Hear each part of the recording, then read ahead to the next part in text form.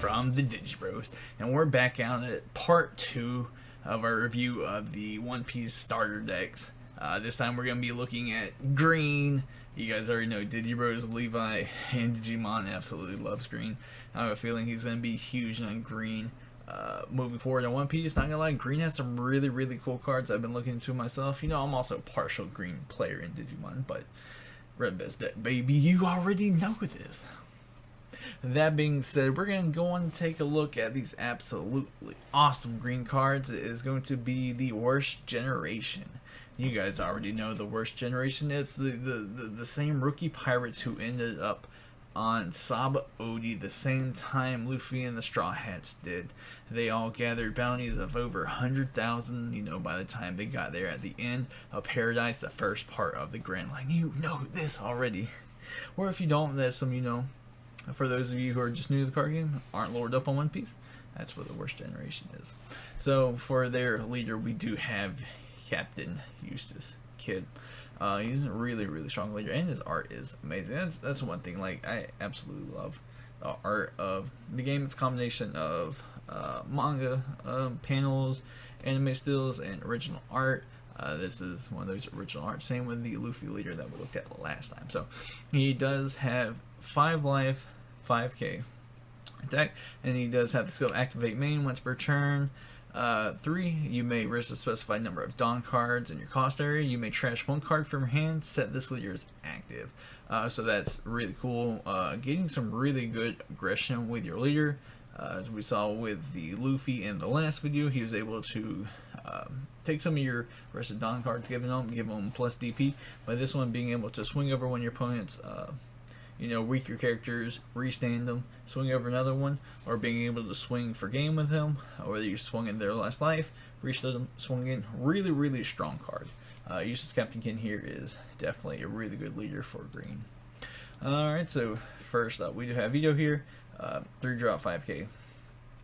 Like we said in the last one, the 3 drop 5ks are really good. Then we're going on to Urog. I don't know. He's like one of the only ones whose names I never really remember. I didn't like him too much. He's got the Donix one. If you have 3 more characters, this card gains plus 2,000 power. 2 drop 3k. That's, I mean, I don't think he's that great, honestly.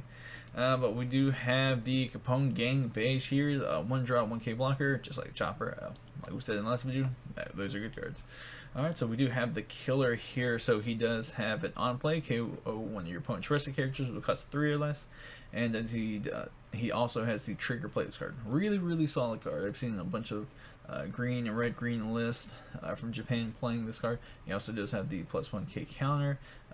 Beige does not have a counter because it's a blocker. And both of these do have the 1k counter as well. And then we also got Kobe over here. 4 drop 6k. Like I said with Frankie in the last one, I don't think they're going to see too much play. But it's interesting. He has Marines. He's green. I'm going to see some more green Marines in the future. And 1k counter for man. It's okay. Jewelry Bonnie, another really good card right here. So she's a 1 drop 1k activate main. You pay 1 Dawn. And then you suspend her to look at the top 5 cards of your deck, reveal 1 Supernovas type card, and your hand place your main cards at the bottom of your deck in any order. So just being able to Rhoda for any of your Supernovas, which are going to be all of your, basically the whole deck except for Kobe, over years and Marines. But like I said, most of your deck's going to be Supernovas, which is the worst generation. So we do have the Scratchman Apu. He's got the Dawn X1 when attacking versus one of your opponent's Dawn cards. It's pretty solid. If you're trying to like maybe go for like game, you know, you got a couple, you know, characters on the field, being able to suspend with their Dons, maybe they're trying to play an event card from hand to, you know, either negate the attack or boost one of theirs. That can help with some plans, you know. Not bad. He's maybe 2 of them in the deck. But then we are moving over to Trafalgar Lines. On place that one of your Supernovas or Heart Pirates type rested characters with Custom Fire Blast active. Really solid. He's a 5 drop 6k. So if you like swung with one of your other characters, I don't know, let's say Vito here, for example. Let's say you swung with him and then you play Trafalgar Law and restand him. But it's really cool if you got multiple Trafalgar Laws, being able to swing one, play another one, make them active, swing again, stuff like that. Like we said earlier with the Captain Kidd being able to make your stuff unsuspended, being able to swing again for game, or just even over multiple of your opponent's characters. Really, really solid. I like it. So we do have the Basil Hawkins is going to be the 5-drop. He's a Dawn X1 once per turn. During your turn of this character, battle with opponent's character, set this character to active. So that is going to be really strong in combination with a Trafalgar Law, like we said. Because he is a supernova, so you can attack with the Basil Hawkins, unsuspend him, attack again, and then you could then drop the Trafalgar Law to unsuspend the Basil Hawkins. Really, really strong combo with the two of those there. We do got heat, 2-drop 4K, 1K counter. Nothing too noteworthy. Oh, one thing I didn't mention about Scratchman Pooh, he does have that 2K counter, so he's probably definitely going to be a 4 just because of that alone. Up next we got Beppo. Beppo looks so depressed. 1-drop 3K, 1K counter. He's okay. But then we do have the starter deck. Uses Captain Kidd. This card is really, really cool. 7-drop 7K. So we're getting into, like, you know, end of the game stuff. So he does have blocker. And Dawn X1, end of your turn, set this card to active. So that's cool, being able to swing with him. And then if he's got a Dawn attached to him, being able to make him active. So that's basically the Black War Greymon from BT2 outside of Digimon, if you guys remember them. He had reboot blocker, similar thing where you could attack with him and then he would unsuspend during your opponent's turn. Same with him, having a really big blocker that can also attack and block within the turns back to back. Really, really strong. Alright, and so we're just gonna... Oh, I skipped over one. I apologize. So we do have X Drake here. 4-drop 5K, 1K counter. He's got Dawn X1. Your turn. If this character is rested, your supernovas or Navy Tap leaders and characters gain plus 1K power. It's okay. Nothing too crazy. Honestly, the best character cards outside this is going to be the Captain Kidd. Scratchman and Poop, because he does have that plus 2K counter. It's the only green one we got with inside these star decks. Julia Bonham being able to search out. And then we do have the Trafalgar Law and Basil Hawkins combo that we were talking about earlier. And then the 1K blocker and killer. So yeah, green's got a bunch of really good cards within it. Moving on to the event cards, we got 3 of them. So we do have Scalpel here. It's going to be a 1-drop event card. It's got counter. Your leader, when your character gains plus 2,000 power for duration of turn, then set one of your Dawn cards is active. So that's cool. It's basically free at that point because it does make one of yours active. And the trigger set 2 of your Dawn cards as active. Card's okay.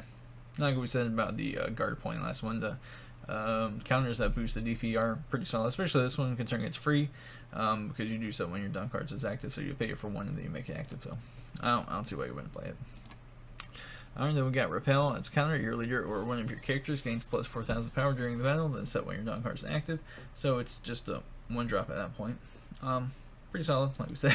The ones that boost it, I will like note this one does have a life trigger, where Repel does not. And then over here we do have Straw Sword. Main rush one of your opponent's characters. Flower Cannon. It's Flower Cannon. That's what Flower Cannon does. Trigger, play 1 supernovas type card with cost 2 or less from your hand. Dang, if it's suspended all your opponent's characters, it'd literally be Flower Cannon. So yeah, guys. Once again, this is going to be the green star deck. The supernovas, the worst generation.